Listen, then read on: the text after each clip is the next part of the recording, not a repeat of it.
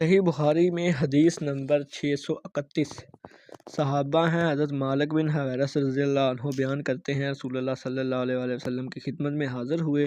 ہم سب عمر اور نوجوان تھے۔ آپ کی خدمت مبارک میں 20 دن اور رات قیام رہا۔ انہوں نے سارا واقعہ بیان کیا ہے۔ آگے فرمایا ہے رسول اللہ صلی اللہ علیہ وآلہ وسلم نے فرمایا، اس طرح نماز پڑھنا جیسے تم نے مجھے نماز پڑھتے ہوئے دیکھا ہو۔ واضح رسول صلی اللہ علیہ وسلم کا حکم آ گیا کہ رسول اللہ صلی اللہ علیہ وآلہ وسلم نے حکم دیا کہ نماز اس طرح ہی پڑھنی ہے جس طرح مجھے نماز پڑھتے ہوئے دیکھنا ہے۔ اس کے بعد ہم دیکھتے ہیں صحیح بخاری 737 نمبر حدیث۔ وہی صحابہ مالک بن حویرث رضی اللہ عنہ صحابی کو دیکھا، جب وہ نماز شروع کرتے تو تکبیر تحریمہ کے ساتھ رفع الیدین کرتے، رکوع میں جاتے اس وقت بھی رفع الیدین کرتے، اور جب رکوع سے سر اٹھاتے تب بھی رفع الیدین کرتے۔ رسول اللہ صلی اللہ علیہ وآلہ وسلم بھی اسی طرح کیا کرتے تھے۔ تو یہ ہے رسول اللہ صلی اللہ علیہ وآلہ وسلم کی نماز پڑھنے کا طریقہ واضح حدیث کے ساتھ۔